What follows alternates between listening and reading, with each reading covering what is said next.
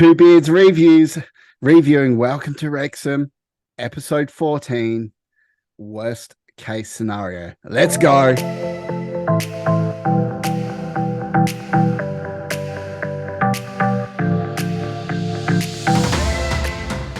G'day, beard brethren, Sheilas, fuckheads, and just all around legends.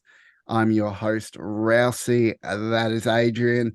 Welcome to another episode of Two Beards Reviews. We're reviewing episode 14, the second last episode of this season. And wow, that was a hell of an episode. I really, It was a, I, it was a good I'm one. really building up that tension around the promotion for the final episode. That's for sure. Honestly, I think they built it well because these are games that were important, but maybe the news didn't think were important at the time, at least. You know, Mm. that Yeovil game, which is quite prominent in this episode, it was huge in all context of things. It was huge for us Wrexham fans. It was huge for Wrexham as a town, as a club. So to hear the before, that, during, and aftermath of it all, it made for a really, you know what? It felt like this was the feel good episode. This was the one where you hear about Anthony Ford returning. You're going to give that synopsis, so I don't want to give that away. But Anthony Ford returning, you know, we've talked about him in previous episodes, so that in itself makes it. Yeah, the whole Anthony Ford story. So yeah, we'll jump right into that one. Obviously he went away. They showed it a couple of episodes ago, about why he stepped away and why he had to focus on his wife and his brother.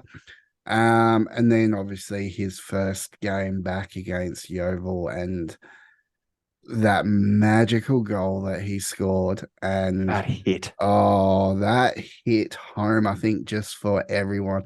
I mean, that was a game that had it all. It had a lot of tension. It really displayed that in this episode. They went into halftime, level at 0-0, no goals of scoring. Mullen sent one skyward. Lee sent one skyward. Its word is it's still orbiting the Earth to this day. Yeah, I've heard that. It was just like it was one of those games that nothing went right. Like it really felt like everything that they were doing just wasn't coming to fruition. They weren't finding the back of the net. And then, it all turned. Classic Wrexham. Mm-hmm. And Yeah, if you that are jumping magic of on Anthony board to Ford. being a Wrexham fan from this documentary, welcome aboard. You're in for one hell of a ride. You're going to have There's things never a dull like, moment. you're going to have favorite players who have heartbreaking stories and redemption. You're going to have famous people that you couldn't even dream of rocking up to little old Wrexham at the race course. Just it had everything. And that episode encompassed that as well. So what I'd like your take on it is exactly it. It was like it wasn't going right. Rob had his castmates and basically his family, from Always Sunny, one of the longest running comedies of all time. And You did know, we see Charlie Day become a little bit of a Wrexham fan? Where was bro, he crying on that he was episode? 100%. He was crying. I couldn't tell if it was because he was shit faced or if he was genuinely feeling it, but But his comment still has me in stitches now. I think about it when Rob sees Charlie, I think it was when Anthony Ford kicked the first one and the lead actually happened. And it was, he'd already explained during the game what had happened to him. So I'm thinking he's being emotional about that. Everyone's probably thinking that. And then Rob goes, see, look at Charlie. He's never cries and he's getting emotional. He goes, I was just worried about you, man. And I'm like, that's brothers, right? Like, that's brothers. He was like worried about his financial situation if fucking Wrexham didn't get through, And and they didn't did win. touch on that. They went into some of the financials, which I Yeah. really enjoyed. Like I really enjoyed it, but I think it was kind of a little bit embellished because it doesn't take into a factor obviously the sponsorship money that they've been getting, Yep.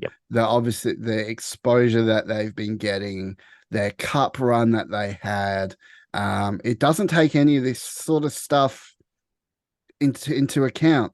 And Yeah. It was just I get it. It was for a dramatic purpose, and they wanted to sort of lay it all on the line that make the stakes seem bigger than what it is, because we all know that they're turning over 20 million a year at least at this stage, probably more Yeah. by Well, now now. they are.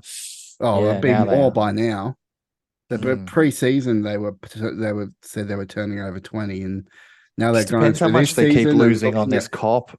Oh yeah, yeah. We're going to touch on that in the podcast next week, so make sure you're watching that.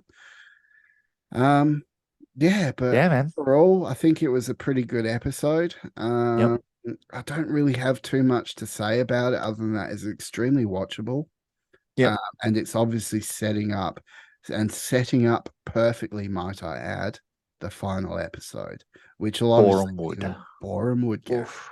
Oh, Oof.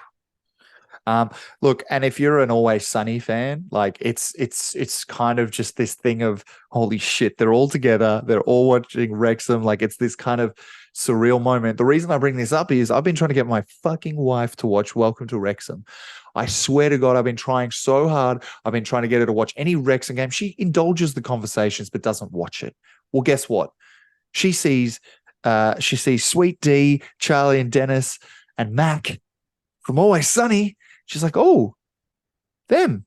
Yeah, yeah. Oh my God, it's Always Sunny. Is this an Always Sunny yet? I was like, no, it's Welcome to Wrexham. She's like, oh, she's watching because she's watching for Charlie Day. And I'm like, I'm realizing now we need more of the Always Sunny cast in it to get my wife to watch it. That's maybe there needs to be an Always Sunny episode based around Wrexham, but maybe they've already deal. recorded it. It's coming up. That'd be pretty good. Maybe that would be cool. Rousey's rating for this episode, I think it was a perfect setup running into the final episode of the season, which will be this week coming. Oof, kind of sad. This episode had everything. It had the feels, it had the drama, it had the suspense. 10 out of 10. Nice. Yeah. Oh, Elliot Lee didn't quite push it to the point of getting the Elliot No. Lee, but 10 out of 10. No, I'm with Solid you. 10. I'm giving it that. I'm giving it the same because it was a flawless episode. That I just felt it was well paced. The story was well written in terms of the narrative they were trying to tell. The fact they had Anthony Ford talk about it, recap, and then have him score, and then have Humphrey kind of summarize it. These kinds of things, little things, made it matter. So 10 out of 10.